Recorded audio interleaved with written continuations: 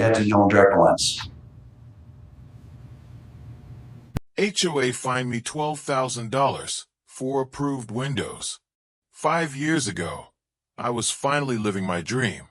After years of saving, I bought a 2-story brick home in a quiet, tree-lined neighborhood.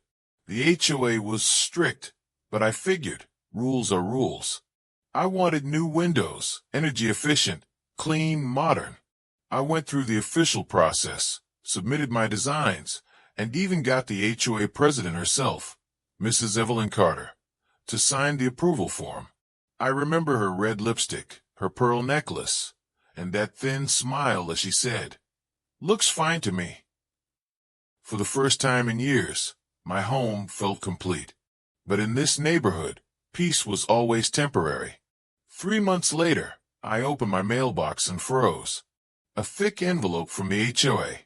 Inside, an official violation notice. The charge? My unapproved windows. The fine? $12,000. My hand shook. This had to be a mistake. I marched to the HOA office with my approval form in hand. The president, Mrs. Carter, barely glanced at it. She smirked and said, "I don't recall signing this." The air in that tiny office felt colder. I realized then this wasn't about windows. Weeks passed. More letters came.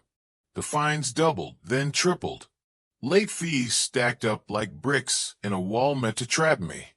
And then the foreclosure notice arrived. Instead of breaking me, the foreclosure threat lit a fire.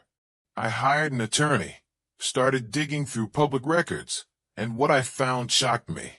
Property sales at suspiciously low prices. HOA funds disappearing. And Mrs. Carter's name? Everywhere. One evening, a former HOA board member called me. "She's been doing this for years," he whispered. "Forcing people out, then selling their homes to her friends dirt cheap." My story had just turned into a criminal investigation. With my lawyer's help, I filed a lawsuit, not just for the fines, but for harassment, defamation, and fraud. The HOA fought back hard. But the more they pushed, the more evidence came to light. Soon, even the local news was knocking on my door. It took years. But one by one, her allies abandoned her. Federal investigators moved in.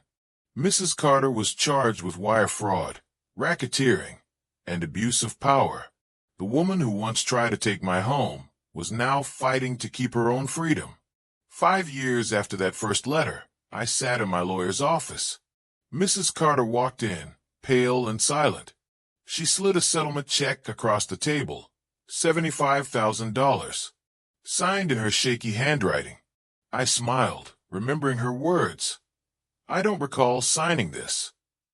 That check wasn't just money. It was proof. Proof that standing your ground matters. That the truth, no matter how long it takes, can win. And that sometimes, the best revenge is a signature.